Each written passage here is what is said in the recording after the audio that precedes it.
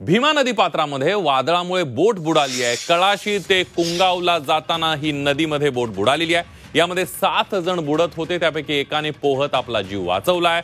कुगावकडे जाणारी बोट पलटी झाली असून यामध्ये 6 जण बुडाल्याची प्राथमिक माहिती आहे। यातून एकाने पोहत आपला जीव वाचवलेला आहे। घटनेची माहिती मिळताच बचाव कार्यासाठी महसूल त्याचबरोबर पोलीस प्रशासन घटनास्थळी रवाना झालेले आहेत। आणि याविषयीच अधिक माहिती घेऊयात, आपले प्रतिनिधी जावेद मुलानी आपल्या सोबत आहेत। जावेद, काय अपडेट आहेत?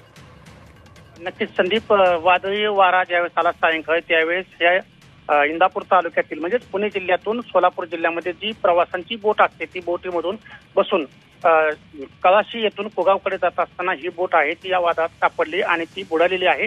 त्यामध्ये एकूण 7 ते 8 प्रवासी असल्याचा अंदाज असून त्यातील एक जण जो आहे ते पोहत बाहेर आलेले आहेत आणि ते सहाय्यक पोलीस निरीक्षक आहेत, राहुल डोंगरे त्यांचं नाव आहे।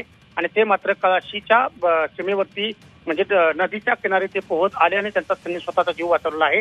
बोटीमध्ये 4 पुरुष आणि 2 महिला, 2 लहान मुले तसेच काही दुचाकी देखील होत्या आणि ती मध्यंतरी बोट गेल्यानंतर या वादळाच्या भोवऱ्यात ती सापडली आणि ती त्या ठिकाणी पलटी होऊन बुडालेली आहे। ही माहिती मिळताच महसूल अगदी जावेद, या सगळ्या बचाव कार्यासंदर्भातले अपडेट जाणून घेत राहणार आहोत। तुर्तास धन्यवाद दिलेल्या सविस्तर माहितीबद्दल।